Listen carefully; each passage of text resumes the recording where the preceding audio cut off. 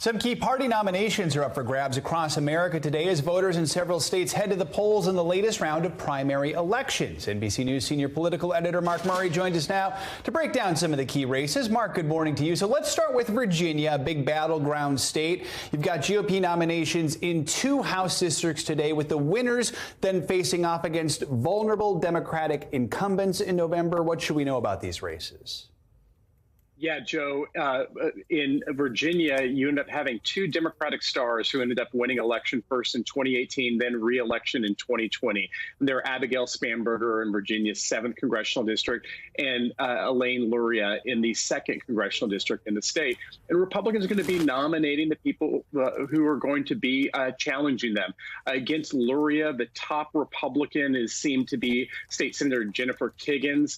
And then in the Virginia 7 race for the right to run against Abigail Spanberger, we're seeing a crowded field and includes State Senator Bryce Reeves, along with Army veteran Derek Anderson, and then Yesley Vega, who ended up working for the Youngkin campaign in last year's gubernatorial election.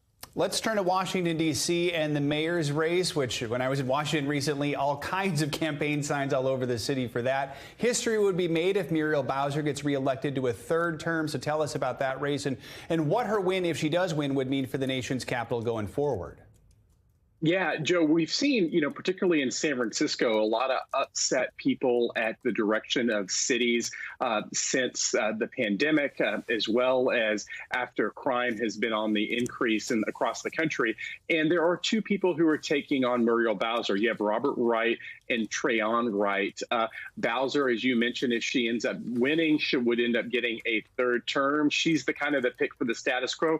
But we're going to be watching to see if a lot of the unsettled the people who think the country is heading in the wrong direction, that cities are heading in the wrong direction, also end up taking a toll on Bowser. And Mark, last we have Alabama. 2 Republicans who fought for Donald Trump's endorsement are going head-to-head in the runoff election for Senate. Only one of them, Katie Britt, has actually received Trump's endorsement, at least most recently. This will be another test of the former president's influence, right?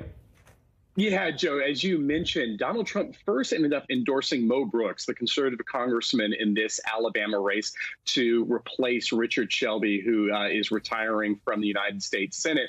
And then Donald Trump ended up rescinding that endorsement and is most recently ended up endorsing Katie Britt, who was Shelby's former chief of staff in this runoff race. And so we are kind of looking at the power of Donald Trump's endorsement. But in this race where he endorsed somebody, then took it away, then endorsed someone else, I'm not necessarily sure it's the greatest gauge of his power of his endorsement, since it's been all over the place in this contest. Yeah, no kidding. You can say I endorsed all of them. All right. Mark Murray, thank you so much. Appreciate your analysis this morning.